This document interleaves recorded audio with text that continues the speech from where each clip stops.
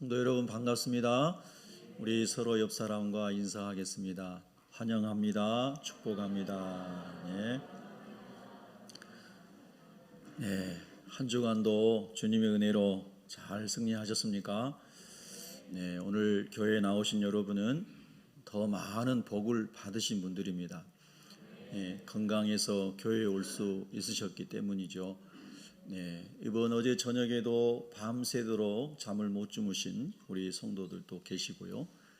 수면제나 모든 걸 다 동원해도 잠을 못 주무신 분도 계시고, 또 우리 성도님의 또 어떤 모친은 산소호흡기를 끼고 이 죽음과 삶 가운데서 경계선에 계신 분도 계시고, 한 번 더 뵐 수 있다면 가서 복음의 확신을 한 번 더 복음을 전하고 싶은 그런 마음이 간절한데요. 아직은 우리가 만날 수 없는 그런 어려운 때를 살고 있어서 너무나 마음이 아프고요. 또 이번 주간에는 금요일 날 또 큰 수술을 해야 되면서 두려움 가운데 기도를 요청한 우리 권사님도 계시고, 여러 분들이 인생을 살아가면서 여러 상황 가운데 있습니다. 우리가 건강한 몸으로 주님 앞에 나와서 예배 드릴 수 있는 것이 얼마나 큰 축복인지 모릅니다, 여러분. 예배를 잘 준비하고 사모함으로 하나님 앞에 나온 사람들은 정말 복된 사람들입니다. 여러분, 모든 사람은 태어나자마자 죽음물을 향해 가고 있습니다. 이것을 아는 자가 지혜로운 자이고요. 죽음 앞에 섰을 때 하나님이 보는 관점에서 잘 살았다고 말할 수 있는 사람이 잘 산 사람입니다. 여러분 많이 읽어보셨을 거예요. 양순자라고 하는 교회로는 집사님이셨죠. 그분이 어른 공부라고 하는 책을 썼지요. 벌써 오래됐습니다. 많은 사람들이 읽어서 베스트셀러가 됐습니다. 근데 그분은 사형수들을 교도소에서 30년 동안 상담했던 분이죠. 그래서 수많은 사람들의 이야기를 접한 사람입니다. 그래서 우리 그리스도인들은 한 번쯤 읽어보면 좋겠다, 그런 생각이 들어서 이 말씀을 드립니다. 많은 사람들의 죽음 앞에서의 삶과 죽음에 대한 이런 질문과 살아온 이야기들을 많은 어떤 사람보다 현장에서 경험한 분이 아닌가, 그런 생각이 듭니다. 근데 그분의 이야기 중에 이런 이야기가 있죠.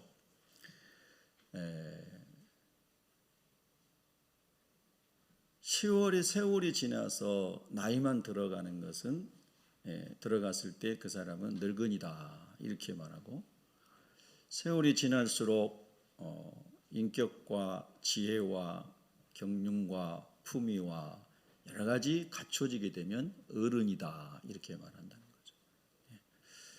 그래서 변화와 성숙과 원숙이 없이 계속 나이가 먹으면 늙은이가 된다는 겁니다. 많은 사람들의 이야기, 세상에서 얼마나 성공했느냐, 이것은 다른 이야기입니다. 그래서 이것을 우리가 신앙적으로 적용을 해보면, 그리스도를 만나고 거듭난 이후에 교회 생활을 수십 년 했는데 세월만 흘러간 사람인가, 아니면 변화되고 성숙하고 원숙해서 주님을 많이 닮은 사람이고 주님의 길을 가고 있는 사람인가, 이런 질문을 우리가 늘 하고 살아가야 된다는 의미가 되겠습니다. 여러분, 신앙적인 측면에서도 늘 젖을 먹는 어린아이 같은 사람이 있고 단단한 음식을 먹을 수 있는 어른과 같은 사람이 있다고 바울이 말한 것처럼, 오늘도 말씀을 통해서 저와 여러분이 더 주님 쪽으로 변화되고 주님을 닮아가는 성숙이 이루어지고 주님의 비전이 우리의 비전이 되는 이런 은혜에 입는 시간이 되기를 간절히 소망합니다. 우리 코로나 이후에 예배의 부흥과 소그룹 부흥의 기치를 들고 2022년을 우리가 이제 시작하였습니다.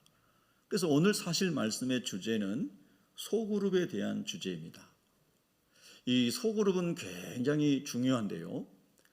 창세기 2장 28절에 보면은 하나님이 먼저 하나님의 형상대로 아담이라고 하는 남자를 지으셨죠. 근데 28절에 보면 아담이 홀로 있는 것이 좋아 보이지 않으셨어요. 외로워 보이고 쓸쓸해 보이고, 그렇게 하나님 보실 때 그렇게 보이셔서 아담의 갈빗대로 하와를 만드셔서 아담에게 보냈죠. 그런데 그 아담의 아내를 지을 때에 돕는 배필로 지었다, 이렇게 성경이 기록하고 있죠. 돕는 배필, 헬퍼로 지었다. 자, 여기서부터 한 사람이 아닌 두 사람 이상의 사회성이 생기게 된 거죠. 두 사람 이상의 공동체, 작은 공동체가 생긴 거죠. 그리고 아담과 하와를 통하여 가인과 아벨, 그 다음에 성경에 다 기록되지 않은 많은 후손들이 태어나게 되죠.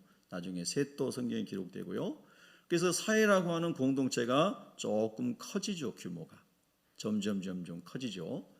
그래서 우리가 성경적으로 말할 때 소그룹, 작은 사회성을 가지고 있는 소그룹의 시발점은 아담과 하와 부부다라고 말할 수 있습니다.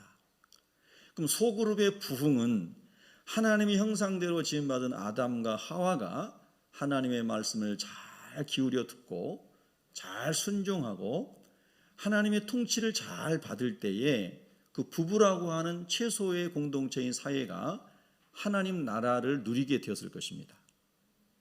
예수님께서 신약 성경에서 초지일관되게 말씀하시는 말씀의 핵심은 하나님의 나라이거든요. 하나님이 통치하시고 하나님의 자녀들이 하나님을 온전히 섬기는 하나님의 나라가 이루어지기를, 하늘에서 이루어진 것처럼 땅에서도 이루어지기를 주님이 기도하시고 가르치셨죠. 그래서 소그룹의 부흥이라고 하는 것은 우리 그리스도인들에게서 가장 최소 단위 출발점이 부부입니다.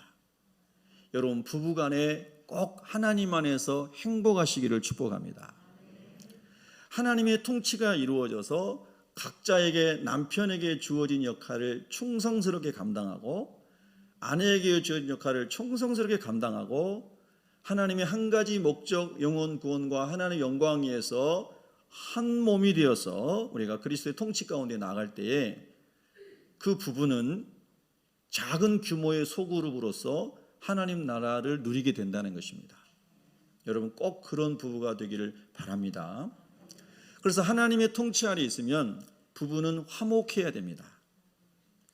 상처 주는 말을 하지 않아야 돼요.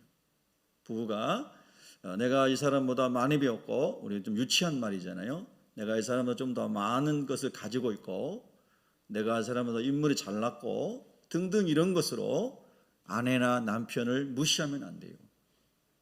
교회에서도 똑같습니다. 그래서 하나님의 형상대로 지음받은 우리는 본래 다 하나님 보시기에 매우 좋은 사람들이었습니다. 여러분, 그걸 기억하십시다. 보시기에 심히 좋았더라. 그야말로 very good, 메오드 토브, 히브리어로 심히 좋았거든요.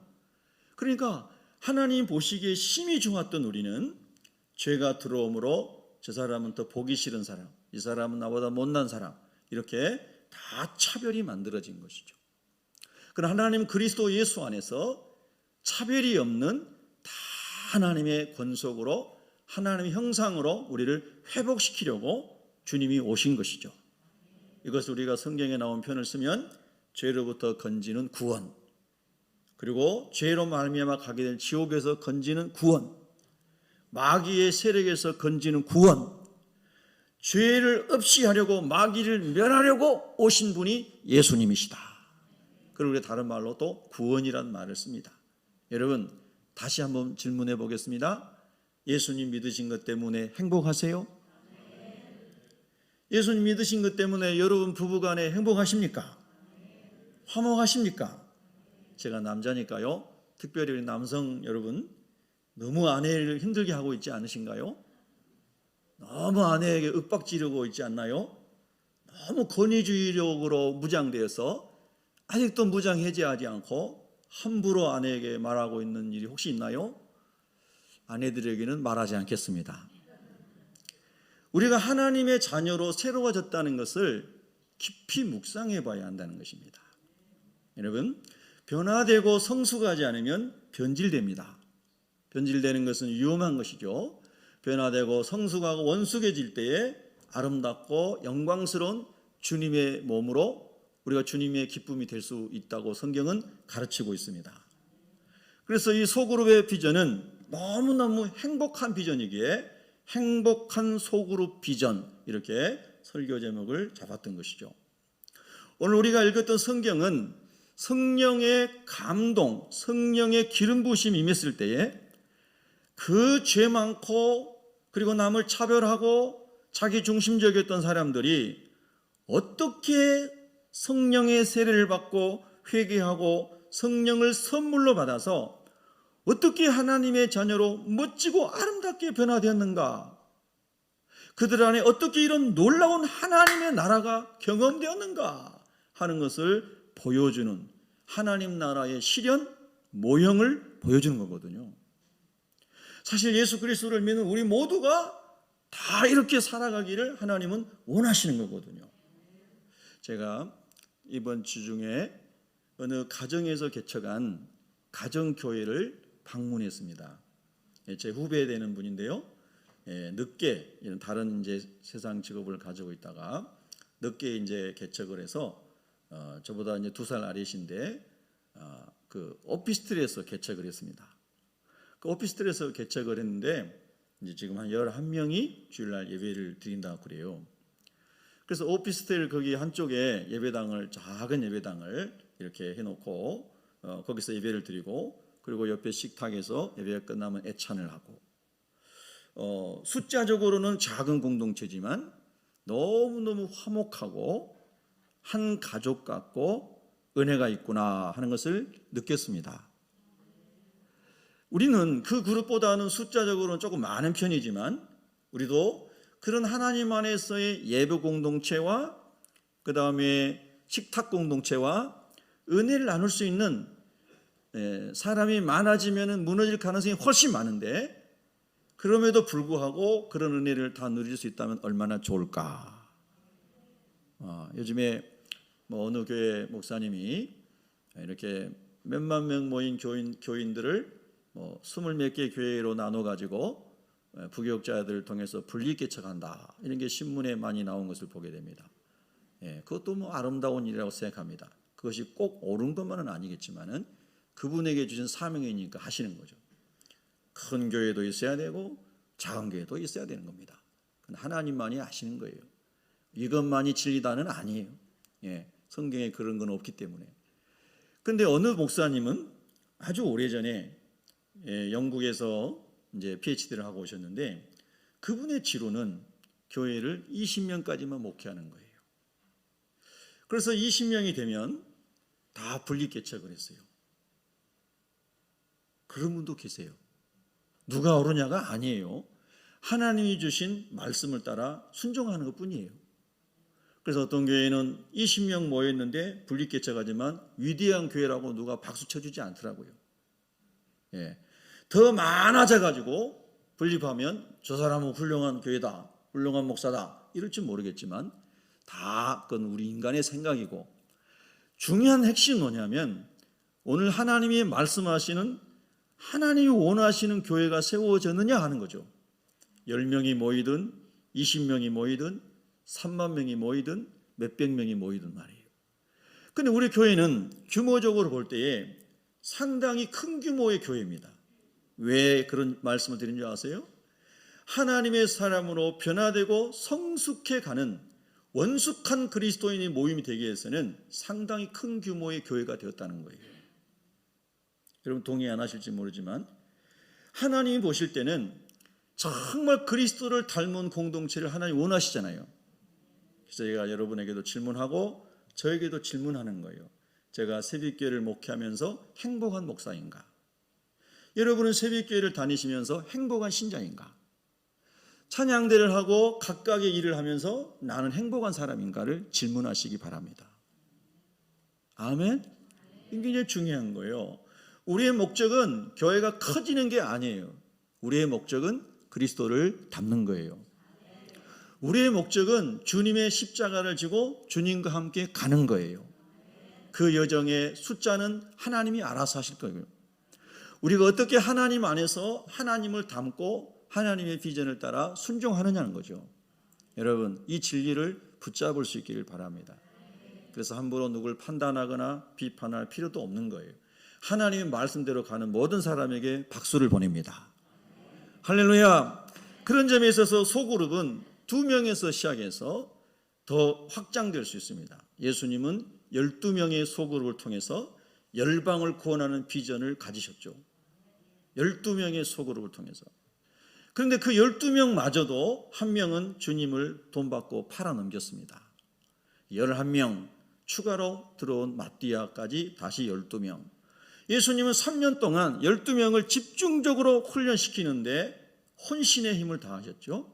그리고 그 사람들에 의해서 복음이 예루살렘에서 쭉 땅끝까지 전파되는 것을 보게 됩니다. 자, 예수님이 이런 비유를 하셨죠.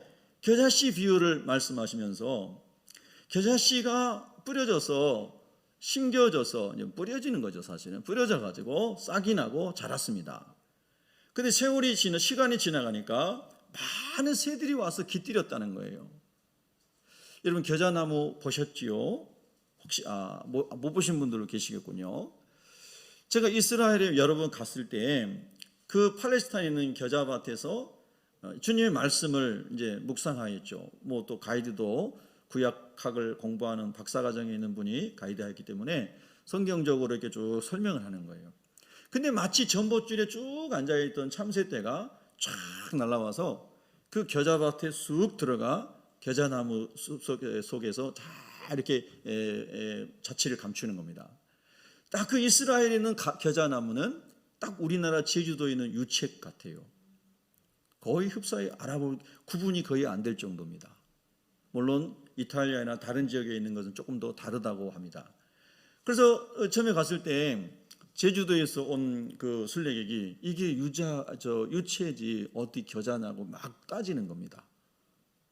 그러니까 우기면 안 돼요. 그 사람이 그렇다 그러면 그런 줄 알고 해야 되는데 이게 막 유채라고 우기는 거예요. 여러분, 우기는 사람 되지 말길 바랍니다. 그래서 그러면은 그 열매를 따서 먹어보라고. 따서 먹어보니까 어때요? 겨자인 거예요. 매콤한 맛이 나는 거죠. 아직 다 익지도 않았는데도. 그래서 그 겨자나무 이제 그 유채밭 같은 곳으로 참새가 쫙 들어가서 하는 거예요. 작은 씨, 이스라엘의 씨 중에서는 아주 작은 씨인데 새떼가 들어가서 깃들을 정도로 컸다는 거거든요. 이 비유 속에 하나님 나라의 확장 원리가 12명에서 시작하여 민족과 열방에 퍼진다는 의미가 있고요. 성숙의 의미에서는 아주 보잘것없고 무식하다는 소리를 들었던 갈릴리 어부들이 한 사람 한 사람이 성령과 말씀으로 변화되었을 때 수많은 사람이 오늘 3장에 사도행전 3장에는 베드로의 한 번의 설교에 3,000명이 회개하고 돌아오듯이 수많은 사람이 그 사람 안에서 성령이 역사하시는 걸 따라서 영적인 변화가 일어나고 인생의 변화가 일어나고 하나님의 용사로 세워지는 이런 엄청난 성숙과 비전, 사명의 비전도 거기에 있지 않겠어요? 그런 점에 있어서 우리가 부부라고 하는 이 성경에 나오는 브리스길라와 아굴라와 같이 아주 소수인 것 같지만 그러나 하나님의 말씀과 성령으로 그들이 연합되면 엄청난 하나님의 나라를 이루는 하나님의 사람으로 쓰임 받더라는 거예요. 그래서 소그룹은 반드시 부흥돼야 되는 거예요. 여러분, 부부 소그룹이 꼭 부흥되시기를 바랍니다. 항상 부부가 대화할 때 엇갈리거나 이렇게 하지 마시기 바랍니다. 하나님 안에서 잘 조화를 이루시기를 축복합니다. 여러분이 잘 조화를 이루지 못하더라도 그래도 명색이 목사고 여러분이 담임 목사로 그래도 인정해 주고 있다면은 목사가 있는 동안에는 화목한 말을 하시기 바랍니다. 그것이 우리를 훈련하는 하나의 방편으로 하나님이 저를 쓰시기 때문입니다. 더 나아가 목장에 목자가 있을 때 목원들이 그런 마음을 갖는 것이 성경적이겠죠.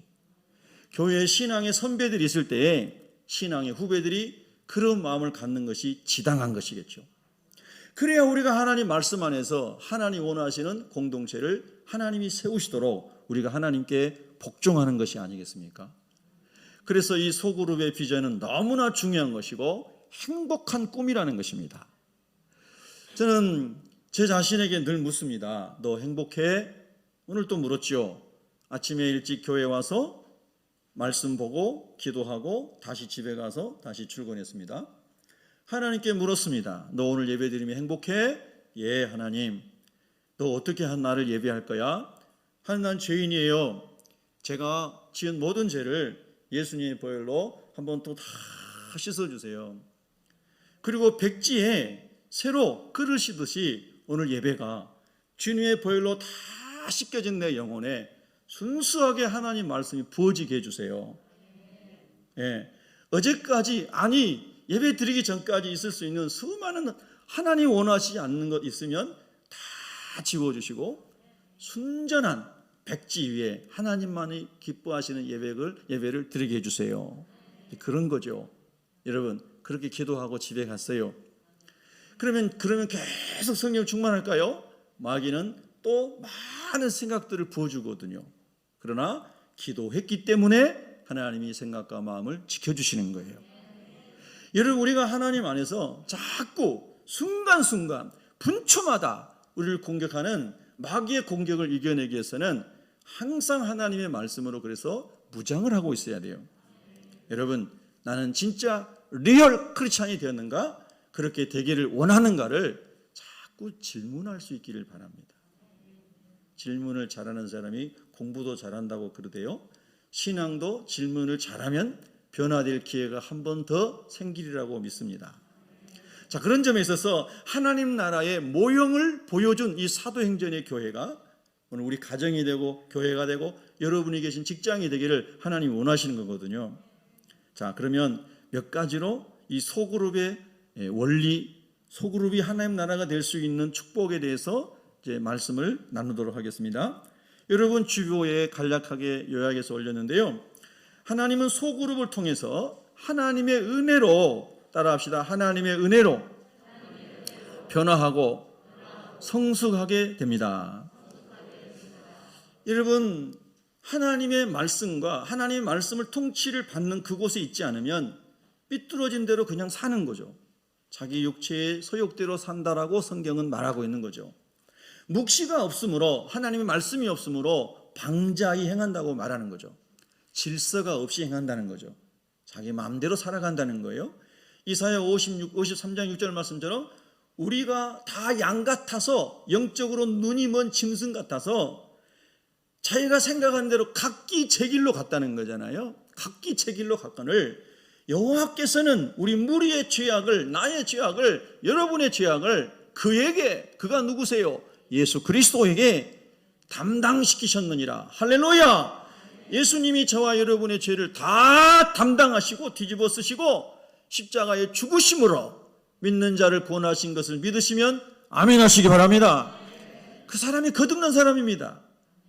그래서 그 예수님의 은혜, 하나님의 은혜라고 하는 것은 예수님의 대속 제물 되심, 화목 제물 되심, 하나님과 우리를 화목하게 하고 사람과 사람을 화목하게 하게 하여 죄를 멸하시게 하여 죽으신 화목 제물 되신 그 예수님 안에 있는 하나님의 은혜를 소그룹은 항상 묵상해야 됩니다.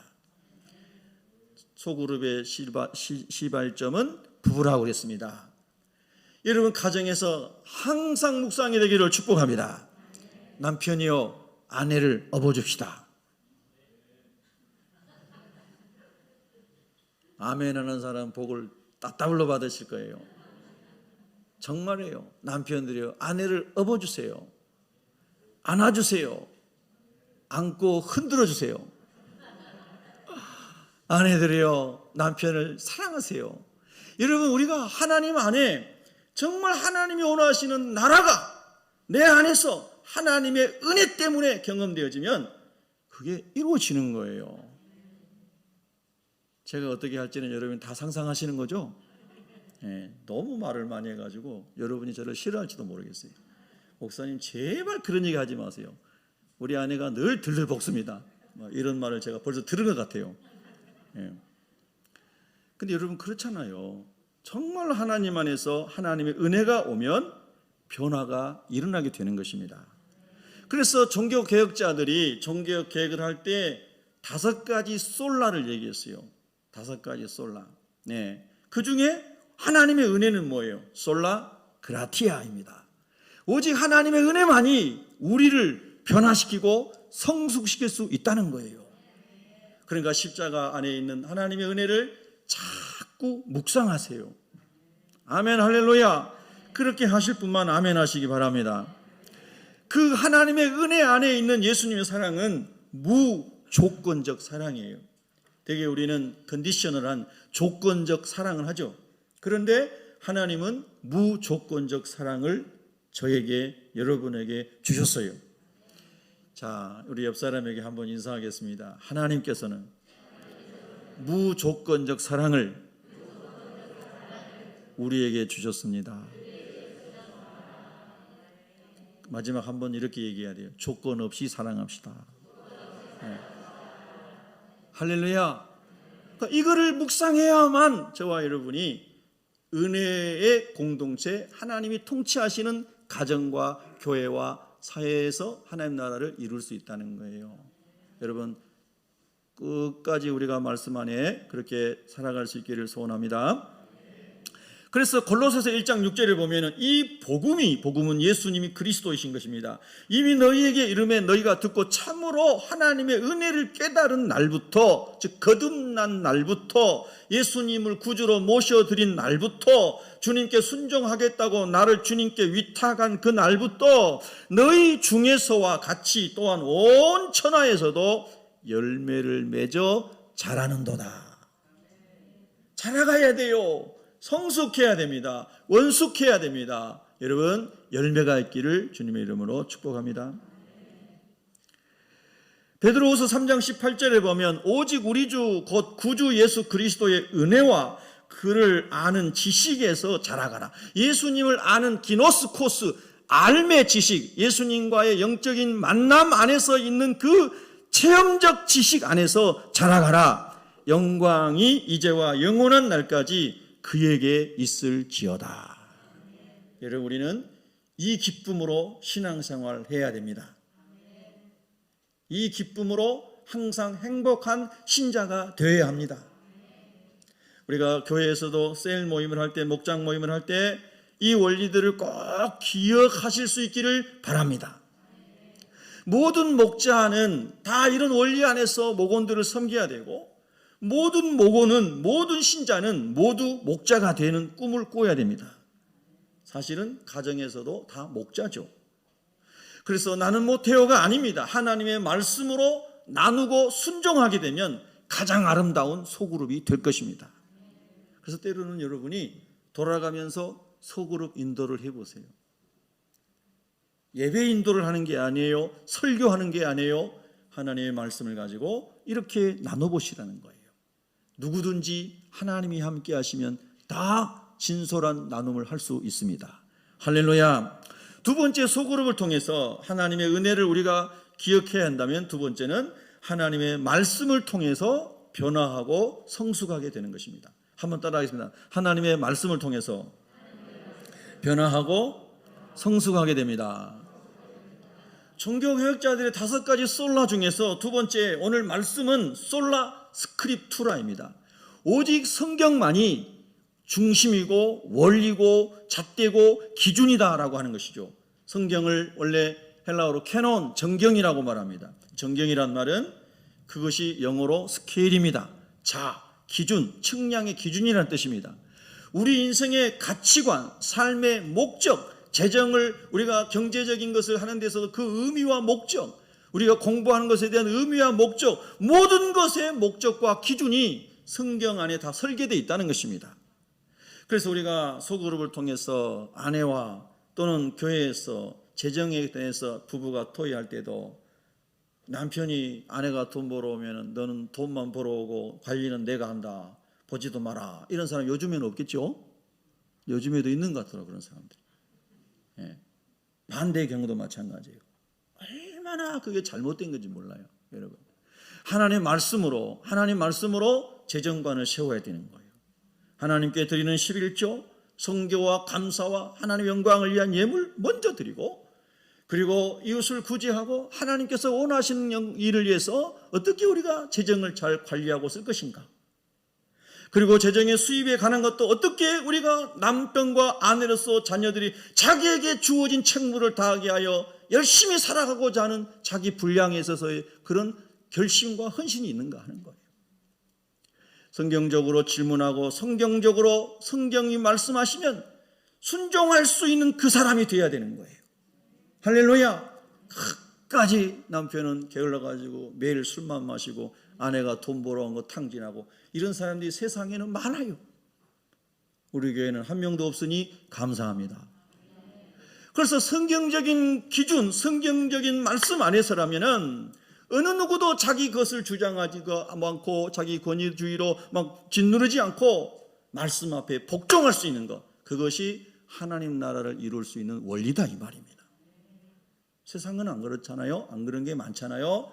힘을 가지고 권력을 가지고 있는 사람들이 제도도 자기들 마음대로 바꿀 수 있고 제도와 상관없이 통치할 수도 있고, 공산주의나 이런 나라는 그렇지 않습니까? 수많은 잘못된 것이 많은 거예요. 그래서 사람들이 이데아를, 천국을 꿈꾸지만 이 세상에서 누리지 못하는 거예요. 근데 하나님의 말씀이라고 하면, 그러면 내가 잘못했습니다, 내가 바꾸겠습니다, 내가 용서를 구합니다, 이렇게 즉시 말씀 앞에 복종하게 될 때에 가정의 천국이 이루어지는 겁니다. 교회 목장에서 천국이 이루어지는 거예요. 그래서 자꾸 가고 싶어요, 그곳에. 어떤 사람이 자기 권위를 가지고 자꾸 자기 멋대로 막 하고 주장하고, 베드로가 얘기한 것처럼 주장하는 자세를 하지 말라 그랬는데 자꾸 그러면 거기 가고 싶지가 않아요. 아버지가 그러면 자녀들이 집에 가고 싶지가 않아요. 학교 끝나고 자꾸 어디로 막 돌아다녀요. 친구 집에서 막 자고 그런 불행한 일이 생기는 거예요. 그러나 하나님의 말씀이 통치하는 가정이 되면 얼른 집에 가고 싶어지는 거예요. 할렐루야. 아내들이요, 남편이 집에 안 들어올 때 왜 안 들어오냐고만 생각하지 말고 내가 너무 까탈스럽지는 않은가도 반성해 보시기 바랍니다. 아멘. 아무도 안 하네. 여러분 다 잘 들어오신가 봐요. 할렐루야. 반대도 마찬가지예요. 예, 어떤 분이 그랬어요. 다 술 마시고 이렇게 하고 남편이 자꾸 그것만 가지고 막 이렇게 하는 거예요. 근데 여러분, 그 남편이 마시는 술 속에는 남편의 인생의 눈물이 있다면서요. 뭐 책들에 보면 그런 이야기들이 많이 있던데요. 책을 읽어보면. 그래서 그 눈물을 이해하고 눈물을 닦아주면 술 안 먹고 집에 빨리 들어올 텐데, 그런 사람들도 있다고 하더라는 거예요. 다 그런 건 아니겠죠. 여러분, 우리가 그 마음에 있는 것을 헤아리고 하나님 앞에서 말씀으로 치유를 해줌으로 가족은 빨리 집에 오고 싶고, 성도는 얼른 교회 가고 싶고, 할렐루야. 이런 하나님 나라를 진짜 누릴 수 있기를 바랍니다. 여러분, 제일로 아름답고 행복한 눈동자로 옆 사람을 한번 쳐다보시기 바랍니다. 할렐루야. 히브리서 4장 12절에 보면 하나님의 말씀은 살아있고 활력이 있다 그랬어요. 우리가 하나님 말씀 앞에 공동체의 모임을 가질 때에 하나님의 말씀이 살아있다는 것을 믿지 않으면 자기 마음대로 말하기 시작하는 거예요. 여러분, 히브리서 12장 13절에 보면 지으신 것이 하나도 그 앞에 나타나지 않음이 없고 우리의 결산을 받으실 이에 하나님의 눈앞에 만물이 벌거벗은 것 같이 드러나느니라. 아멘. 그러니까 이 하나님의 말씀 앞에서 우리가 속으로 모임을 가지면 누구도 위선을 부릴 수가 없어요. 거짓되고 과장된 말을 할 수가 없어요. 하지도 않는 일을 막 과장해가지고 말할 수도 없어요. 하나님이 내 저 속의 마음과 생각까지 다 벌거벗은 사람처럼 다 보고 계신다는 거예요. 아멘입니까? 이것이 우리 예수 믿는 사람들이 가정에서, 교회에서, 여러분의 직장에서 사람들을 만날 때에 그 모든 사회적인 공동체인 소그룹 속에서 하나님의 나라가 부흥되도록, 하나님의 통치가 이루어지도록 우리가 묵상하고 실현해야 될 영적인 전쟁인 것이죠. 그래서 말씀을 통해서 변화되고 성숙해진다는 것입니다. 여러분, 언제나 저와 여러분이 말씀 앞에 벌거벗겨진 사람처럼 다 드러나 있다는 것을 항상 깨닫게 해주시는 은혜가 있기를 바랍니다. 성령님이 항상 우리의 생각에 그것을 너 기억해라, 너 잊어버리면 안 돼, 이렇게 성령님이 항상 깨우쳐 주시기를 기도합니다. 그럴 때 우리가 하나님의 은혜 가운데 주님이 원하시는 길을 가게 될 것입니다. 고린도후서 3장 18절에 보면 우리가 다 수건을 벗은 얼굴로 거울을 보는 것 같이 주의 영광을 보매 그와 같은 형상으로 변화하여 영광에서 영광에 이르니 곧 주의 영으로 말미암음이니라.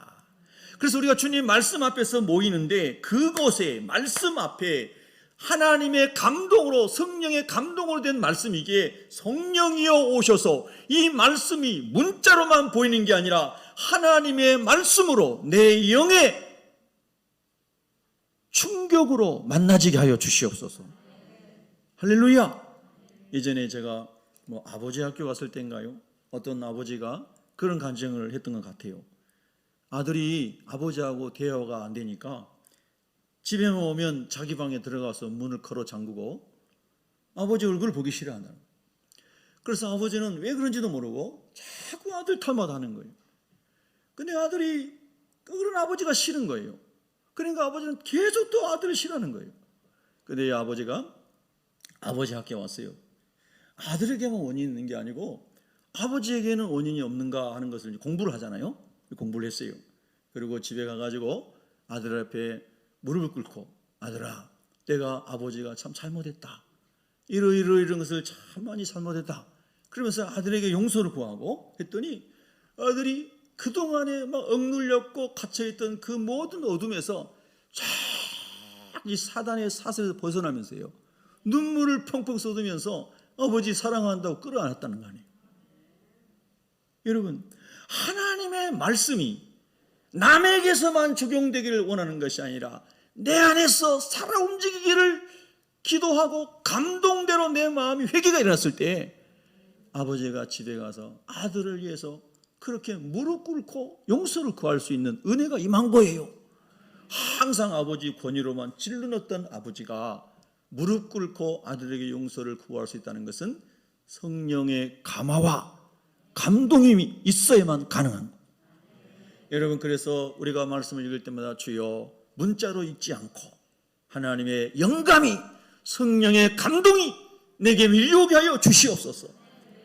그래서 이 말씀이 나를 변화시키게 하여 주시옵소서.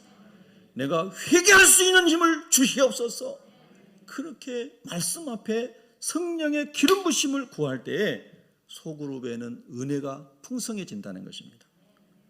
적당히 소그룹 모여가지고 자기 자랑만 하고 가고 내가 상대적으로 저 사람보다 잘났어, 그러고 가면 아무런 하나님의 역사가 나타나지 않습니다. 여러분, 우리 교회 주보의 일면에 보면 우리 교회의 사명 선언문이 기록이 되어 있습니다. 그것이 우리의 꿈은 이라고 하는 사명 선언문입니다. 사명 선언문, 사람이 살아가면서 내 목숨을 걸 만한 인생의 선언문을 우리가 사명 선언문이라고 부릅니다. 성경에 사도행전 20장 24절에 사도 바울의 사명 선언문이 나오죠. 우리가 교회를 세울 때도 교회는 하나님이 세우시고 교회를 세우신 목적을 우리가 사명 선언문에 압축할 수가 있어요. 우리 교회의 사명 선언문인 우리의 꿈은 첫 번째, 교회에 오는 교인들이 예수님을 인격적으로 만나서 거듭나게 하는 거예요. 교인이 다 천국 가는 거 아니에요. 거듭난 자만 천국 갈 수 있어요. 할렐루야. 이런 두 번째가 뭐예요? 오늘 소그룹의 부흥에서 우리가 묵상하고 있는 내용이에요. 예수 그리스도를 닮는 변화와 성숙과 원숙에서 성령의 열매를 많이 맺는, 주여 변화되어 주님 닮는 사람이 되는 꿈을 우리가 꾸고 있나이다. 그렇게 동의하시면 아멘 해보실까요? 그러면 우리는 완성된 사람이 아무도 없고 의인이 하나도 없으니 가정에서든 교회에서든 어디에서든 소그룹을 모일 때, 공동체를 모일 때 주님 나를 가르쳐 주십시오. 공동체 멤버들을 통해서 주의 말씀의 거울로 비춰주십시오. 나는 주님을 더 닮기를 원합니다.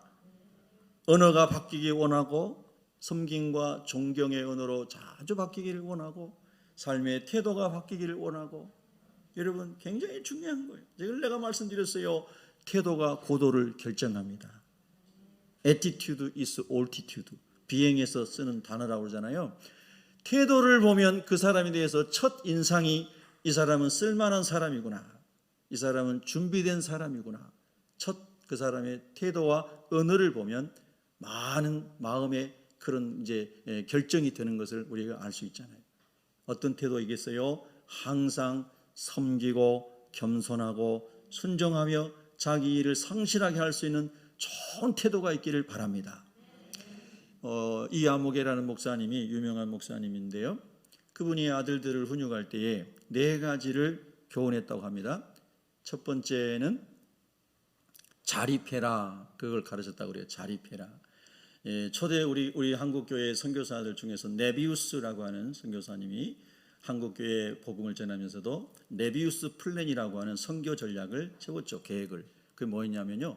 네비우스 선교사가 세웠던 그 플랜 중에 하나가 뭐냐면 한국교회 자립해야 된다는 거였어요.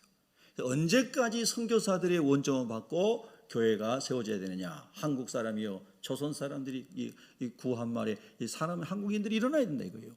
그래서 첫 번째가 자립이었어요. 신앙 자립, 경제 자립, 자립. 할렐루야. 하나님이 함께 하시면 자립이 될 줄로 믿습니다.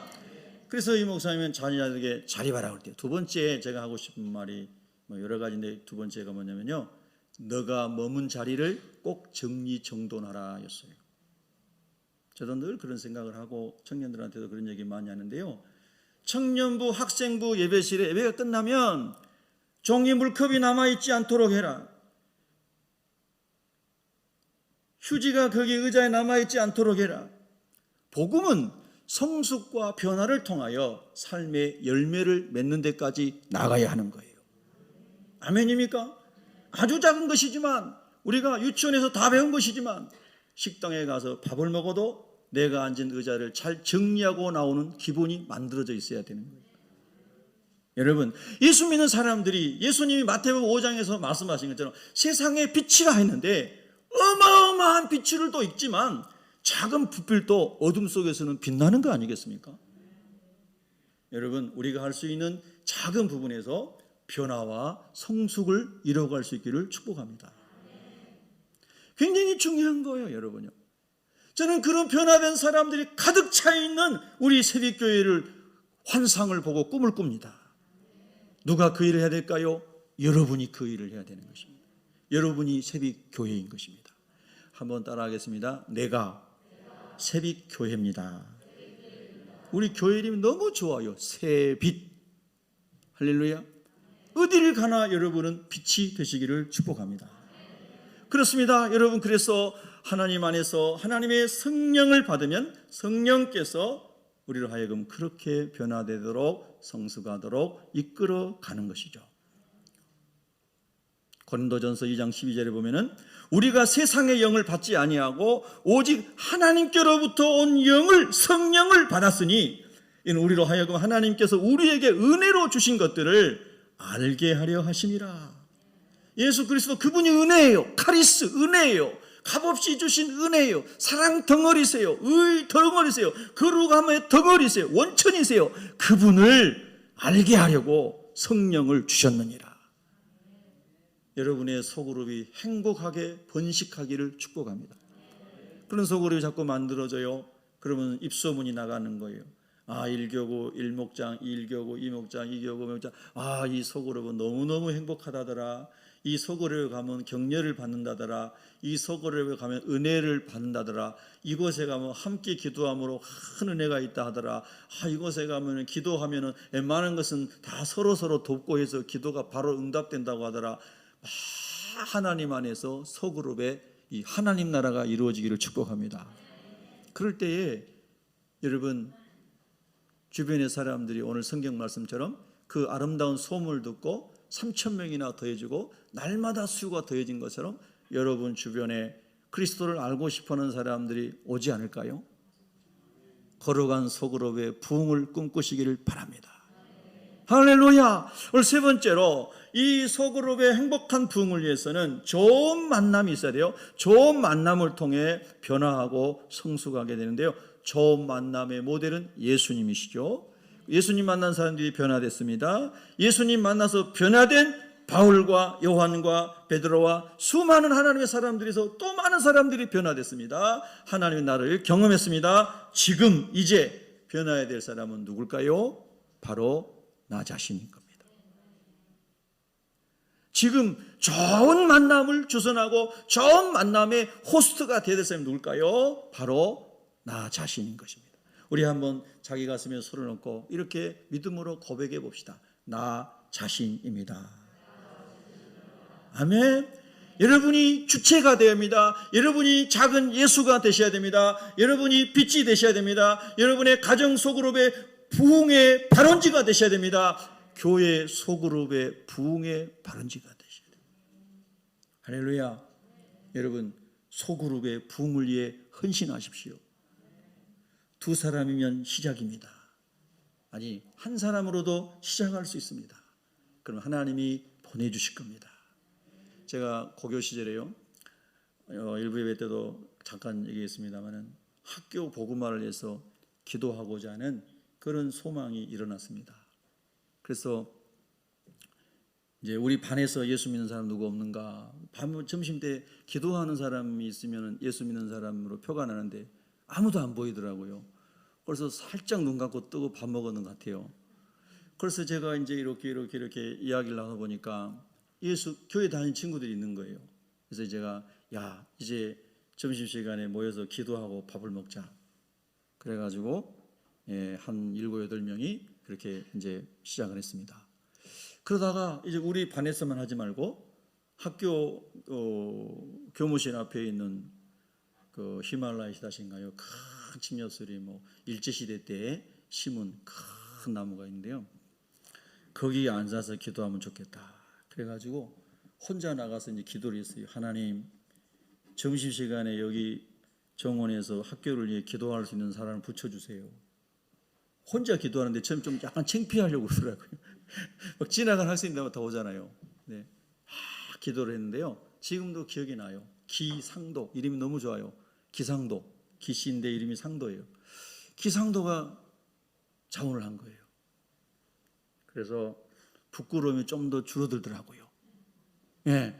그래서 이제 기상도와 같이 점심시간만 되면 교무실 앞에 나무 앞에서 기도를 했어요. 하나님 아버지, 우리 선생님들 학교 복음화 되게 해주세요. 그러다가 다시 불이 붙으니까 저녁 10시까지 옛날에 야자를 했는데 야자 끝나고 다 돌아가면 다시 저는 학교로 가서 다시 밤 10시에 기도하기 시작했어요. 하나님 아버지, 우리 고등학교 일반 국립학교잖아요. 복음화가 되게 해주세요. 정말 그때 생각하면 얼마나 진짜 기뻤는지 몰라요. 예. 그 기도하니까 하나님이 그래도 한 사람 한 사람 이렇게 붙여주셔서 기도 모임이 생기게 하고, 할렐루야, 전도도 하게 하고, 또 고등학교 다닐 때는 음악실이 별도로 있었는데요. 음악 시간 되면 먼저 가서 거기서 찬양을 하고 있으면 예수 믿는 애들이 옆에 붙는 거예요. 할렐루야. 기독교 학교가 아니에요. 우리가 하나님 안에서 하나님 나로부터 부흥이 오게 하여 주시옵소서. 존 웨슬리 목사님 이야기 유명하잖아요. 그가 옥스포드 대학을 다녔는데 하나님 이 옥스포드 대학 안에 거룩한 소그룹 홀리 클럽이 만들어지게 해달라고. 그 자기부터 시작했어요. 자기 동생 찰스와 함께. 그리고 많은 사람이 붙기 시작했어요. 그래서 하나님의 기름 부으심이 임해졌어요. 그래서 그들이 다른 나라에 선교사로 가기 시작했어요.